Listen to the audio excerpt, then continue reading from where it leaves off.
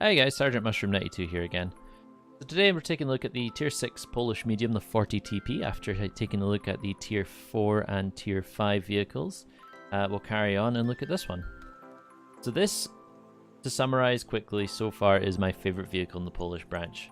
Firstly, it looks awesome, and I think it looks great. This sloped angles here, the turret design, I think it looks fantastic. It's a really good looking tank. But on top of that, so far I believe it's the most enjoyable. It's got a good 90mm gun as its top gun, and it actually has armor. But we'll look a bit more into that in a second. So let's take a look at some of the basic stats. 240 Alpha with the 90mm gun, 156 pen, 8.74 rounds a minute on my crew, 6.87 reload, a 41 degree turret traverse, minus 8 degrees gun depression. So that's a little disappointing, the minus 8 degrees, but it is setting you up for what the heavy tanks are going to be down the line, which is not terrible compared to some sort of, Russian Eastern countries. Generally, they don't really have gun depression to speak of. 2.42 seconds aim time and 0.36 dispersion means it's a pretty decent tank. It's 0.36 dispersion isn't amazing, it's not terrible though. It's just good, and just under 2100 damage per minute. Mean that you do get quite a bit of damage out on your opponents. So how does it compare to the 25 TP? Let's take a look. So obviously 40 TP on the left, 25 TP on the right. So you can see that DPM is higher, only a little bit. Penetration is up, damage is up, module damage is up obviously. Rate of fire is down because it's a higher caliber gun, which is to be expected. Obviously, higher caliber gun, higher shell velocity, more ammo capacity, so more potential to do damage. And as you can see, because of the higher caliber, the gun handling stats are just a little bit worse overall. As we said, depression angle's not great, but not terrible either. Now, mobility. This is where this tank sucks. It is a heavy boy. As we can see here, where is it? Weight 40,000 kilograms. Obviously 40 tons, hence the name 40 TP. So this thing, although it does have a top forward speed of 50, you're not getting there anytime quick with 11.2 power to weight. Terrain resistances aren't terrible. They're pretty good actually. But yeah, this tank is slow, especially with the stock engine. It's quite painful actually with the stock engine. We'll see that with the replay that we're going to see. So yeah, it's playable with the stock engine, but you're just not getting anywhere quickly. Armor, as we said, great. 90mm on the front, 40 on the sides, 35 in the rear, that's on the hull. Turret armor is strong. 130 on the turret, 60 on the side, 40 on the rear. You will bounce a lot of shots in this vehicle actually when you're in a tier 6 or lower battle, especially against tier 4s. They're going to struggle against you, especially if you angle. And a massive increase in health, 300 hit points in health increase. View range is 360, just a little bit better. Obviously you can get that up with coated optics and binocular telescopes. Talking of equipment, I'm of course using the shell rammer, binocular telescopes, and improved ventilation. Right now I think that the view range is still a little bit too low to go with coated optics, but some people might take that sort of compromise. I don't mind. I feel that this is a little bit of a mid to long range sniping tank, so that's why I use the binoculars on that. And I'm using the premium food as well, because this vehicle only really gets set on fire if you get shot in the back. I have had it happen once, but that was my own fault. So anyway, I've got a replay lined up that's actually pretty amazing, and it was my first game in the tank. So I'm going to show you that because it was pretty fantastic. Let's go over to that now. So as you can see, guys, this is my first battle in the vehicle. It's on a tier 6 top tier battle on the Minsk map.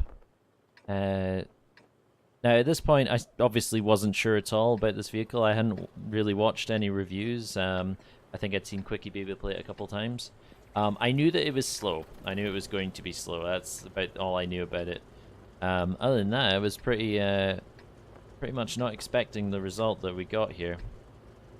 So, to start with, I haven't played this map a huge amount.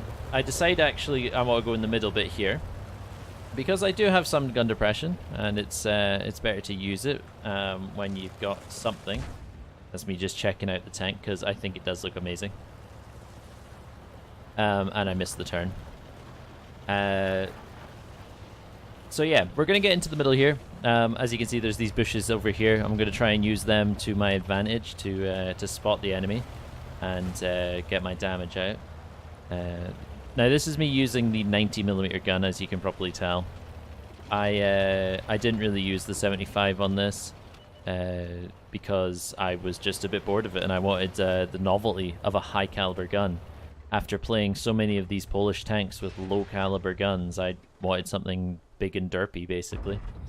So you can see there, the aim time, not amazing, but not terrible. Get a good shot into the Wolverine there and get some damage towards my mission. Try fire another shot there blind, but doesn't connect. I don't know if that's because it dipped or because he's moved, so I fire another one, and it's because he moved. You can see that A20 roaming about there. He's going to be a bit of a pain, but we do shut him down. Get another shot in there. He gets to live for now. So we're basically just a camping scumbag right now. I wasn't sure of the armor or anything, so I didn't want to push it too much. There's the A20. I'm trying to feather a shot out on him. Gets lucky there that I shoot quite poorly. So the Hetzer makes a move to get shots out, so I get a shot into him. We damage a component. He pulls back, as you can understand. It seems that we're not spotted at the moment. I don't have 6th Sense on this tank yet, but because we're using the bushes as concealment while they're not see-through, we shouldn't be spotted at all. This A20, we do shoot through the bush while it's opaque and kill him. Now, as you can see, I assume that I'm going to get spotted here, so I pull back. And the enemy, unfortunately, break through our left flank there. And that Matilda is alone against about 4 or 5 tanks. So I move into position, get myself angled up nicely, so I can take shots at them. Well, the Hetzer takes my eye. I don't get the kill. Cromwell's there, although I miss out on a shot because of the aim time, but he very kindly pulls back for me. And takes a shot in return, but misses. And I start to use my gun depression a bit. And there we go, there's the first bounce of the game so far. Now, I kill a T-3485M, which I totally meant to hit, that was unspotted at the time. So that was quite nice. Pleasant surprise. I was a bit kind of what the fuck when that happened. And then the enemy team are pretty much just feeding us their health. They're just running out into positions that are in the open. I take a shot in the flank from one of the Italian mediums. And I try to return fire, although I didn't aim that one very well. I didn't let it aim in properly. But we don't make that mistake the second time. We let it well aim in and we get a critical hit damage. And another one. And this guy just seems to be very content to let me farm his hit points. He doesn't even fire back. He's tracked. I know he's still there, so I fired that one blind. And I make the decision that he's probably still there. He just didn't care. And right enough, we kill him blind. The enemy start capping our base. It's a Panzer 38 NA. I don't really have a shot on him, but it didn't matter because the M41 defended himself and took him out. I poke back up on the ridge to see if I can see anything there, but can't. As you can see, the binoculars helping us to extend our view range to the max, so we can scout things out. Actually up to 475 meters, so a bit over the max, but that just helps us negate the camouflage bonus that tanks get. So it calms down a little bit here. BDR G1 comes out again. I don't know where that shot went. At the time during the game, I had no idea where it went as well. I can only assume that it went into another tank that was unspotted again. But then I would have spotted it. So I'm not sure. It just kind of disappeared into the ether. But we finished the BDRG-1 off, and that takes us up to 5 kills. which I didn't realize at the time, but that's pretty amazing. And I realize in a minute that I'm doing really well on kills. Spotted the bishop, but we spot the Wolverine as well. I actually go for him because I have a mission at the time for damaging tank destroyers, and the bishop, as it turns out, to be damaged. Now that bishop unfortunately defends himself very well and takes out the Cromwell on our team, leaving it to just me and T-3485 as the tier 6s. T-3485 Rudy. So we move forward. There's only 2 tanks left in the enemy team, but I've secured myself a top gun, which I was chuffed about. I realized it at this point. And we move into position, start moving towards the gap.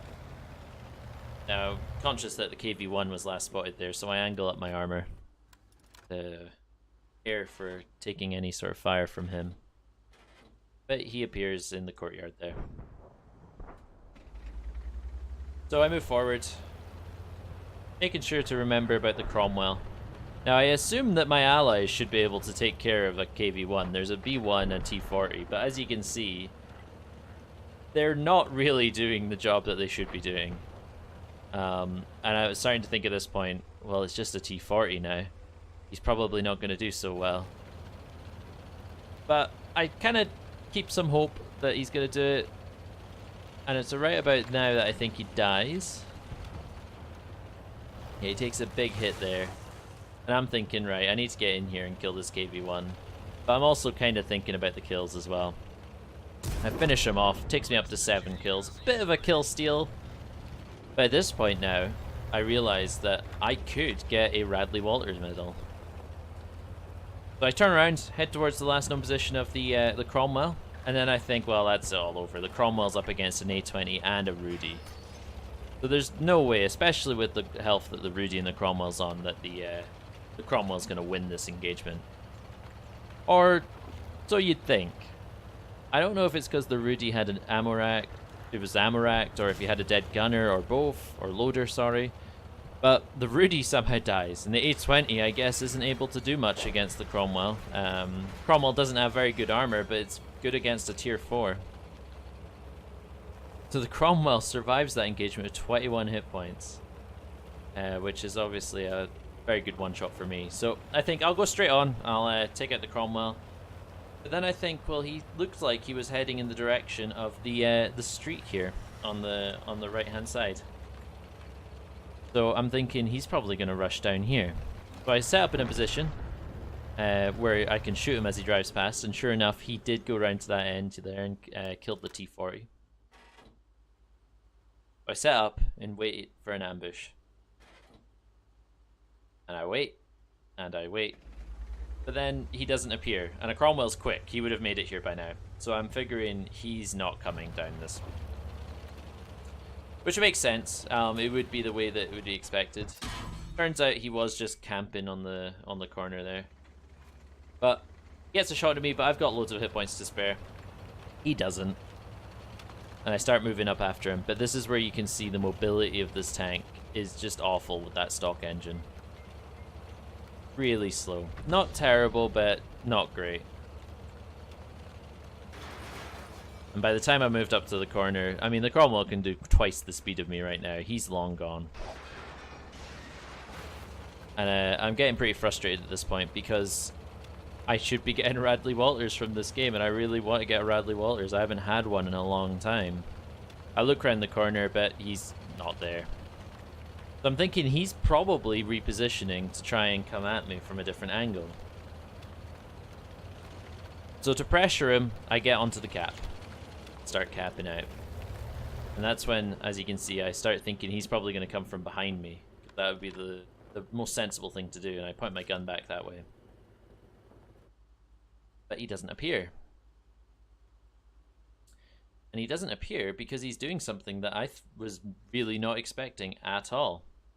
And he goes after the artillery on our team. Now, at this point, I'm like shouting at the monitor because there's no way now that I'm going to get Radley Walters. I was gutted. I figured at this point the Cromwell was either going to be killed or he was just going to try cap out as well for some reason. So I stay on the cap, I'm gaining my loser points. Cromwell goes unspotted and the Wolverine is coming to join me on the cap here. At this point, I make the somewhat controversial decision that once the cap points get high enough, I'm actually just going to move off and give this Cromwell time to try and do something. And that's controversial for a couple reasons. I mean, firstly, you should be just trying to win the game. It's not about you or your Radley Walters or whatever. It's about the team winning, and that could really frustrate other people. But also, I've seen so many of Quickie Baby's videos where there's somebody who just gets an epic win after the enemy team got off the cap and went for the kill all. But I do it anyway, because I really want the chance of getting this Radley Walters. I mean, it's not every game that you get the chance at a Radley Walters. So at this point, I'm figuring he's not coming this way. He's going to be coming from the back here, and I want to be the one that gets him, not the Wolverine. So I turn around to get back there. Jets are flying over. And sure enough, there's the Cromwell trying to flank us. Get a shot in, finish him off, and secure my Radley Walters medal. As you can see, I'm quite happy in the chat. So anyway, let's go on to the conclusion. So let's take a look at the post-battle results screen here. As you can see, really good result for the vehicle, especially on my first battle. 37,799 credits earned for 3,246 experience, and that was for 2 times for the first win of the day, of course. Radley Walters, high caliber, and of course a Top Gun. So Radley Walters is the first time I've had a Radley Walters in years, so I'm really chuffed with that. Top of the team, obviously, on damage and experience, 2,196 damage done. Next nearest was just over 1,000, so really chuffed with that. Obviously, 8 kills as well. Cromwell in the enemy team did very well, so commiserations to him. He got his 5 kills and 1,441 damage done, so well done to him still. And lastly, the detailed results here. So as you can see, 22 shots fired, 15 hit and 15 pen. So that big jump in penetration is really helpful. We did take 1 hit and blocked it, so that was really nice. However, I have played subsequent battles where you do block quite a lot of shots. As I say, when it's tier 6 or below, you're blocking shots as long as you angle your armor and use your gun depression. As you can see as well, a profit of 29,592, so pretty decent profit on that. So overall, I think that the Forte TP is a fantastic vehicle. A lot better than, say, for example, the Italian counterpart. And I don't know why. They're both incredibly similar tanks. They're both mediums. They both have a 90mm gun. They both have, well, this has better armor, but they both have armor. I don't know why I like this one a lot more than the Italian one, though. Who knows? Probably because it looks a lot nicer, let's be honest. If you had to pick between the two of them for looks, it would definitely be the Forte TP. But anyway, so this would be a fantastic point if you were looking to get into the Polish tanks. It's the first tank that starts to show the Polish style, so to speak. You've got a nice, decent sized caliber gun, decent armor, and average mobility with half decent gun depression. So it's a great point to start learning the tech tree. The other vehicles give you a kind of taste of that, but not really.